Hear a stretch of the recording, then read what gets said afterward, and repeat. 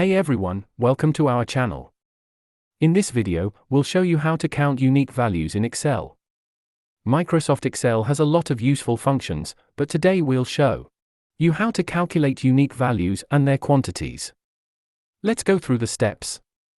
Open your spreadsheet. Let's suppose that we have a set of values entered in sounds A1 through A5. Use this formula to find out all the unique values. Unique left parentheses A1 colon A5 right parentheses and press the enter button. You will see all the unique numbers now. If you want to find out the total number of unique values, use this formula, equals count A. Left parentheses unique left parentheses A1 colon A5 right parenthesis and press enter. Now you can see the number of all the unique values in your list. That's it. Thank you for watching. If you like this video, don't forget to give it a thumbs up, subscribe to our channel, and make sure you press the bell button to be the first to know about our new videos.